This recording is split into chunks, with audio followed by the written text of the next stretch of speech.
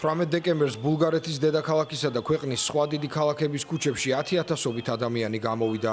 ისინი ითხოვდნენ სამართლიან არჩევნებსა და დამოუკიდებელ სასამართლო სისტემას, რომელიც მათი აზრით საბოლოოდ აღმოფხრის ფართოდ გავრცელებულ კორუფციას. დემონსტრაციები გასულ კვირას მთავრობის ბიუჯეტის პროექტის გამო წამოწყებულ საპროტესტო ტალღას მოჰყვა. აქციის მონაწილეები გადასახადებისა და მთავრობის ხარჯების ზრდას აპროტესტებდნენ.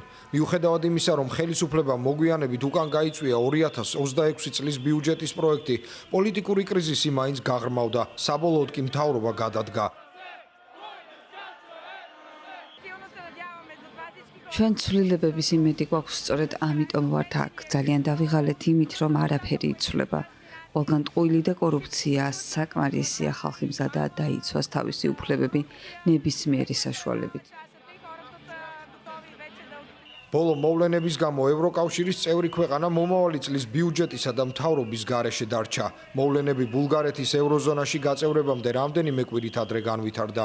პრეზიდენტი რუმენ რადევი ახლა დროებით მთავრობას დანიშნავს და შემდეგ ვადამდელი საპარლამენტო არჩევნების თარიღს გამოაცხადებს. მომიტინგეებს სურთ თავისუფალი არჩევნები ამომრჩევლის მოსყიდვის, მანიპულაციებისა და შედეგების გაყალბების გარეშე ჩატარდეს. მათი თქმით, სასამართლო სისტემაც მხოლოდ კონკრეტული პირების მიზნებს ემსახურება. მათ გენერალური პროკურორის გადადგომაც იმიტომ მოითხოვეს, რომ ის ოლიგარქების ინტერესს ითვალისწინებს. ჩვენ მოვითხოვთ თავისუფალ და სამართლიან არჩევნებს და ახალ ბიუჯეტს.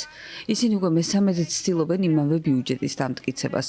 ჩვენ ასევე მოვუწოდებთ ძველ პოლიტიკურ ფიგურებს, პევსკის, ბორისოვსა და მათ გარემოცვას, რომელთა წინააღმდეგიც მთელი ბულგარეთია, საბოლოოდ შეგვეშვან. ხალხი მზადაა ქუჩაში გავიდეს თუნდაც სადღესასწაულო პერიოდში. ჩვენ მზად ვართ საჭიროების შემთხვევაში ყოველ საღამოს აქ ვიდგეთ. არ დავნებდებით, სასწრაფოდ არის საჭირო ცვლილებები. 6,5 მილიონიანი მოსახლეობის მქონე ბალკანეთის ქვეყანა 1 იანვარს ეროვნულ ვალუტას ლევს ევროთი შეცვლის და ევროზონის 21 წევრი ქვეყანა გახდება. ბულგარეთი ევროკავშირს 2007 წელს შეუერთდა.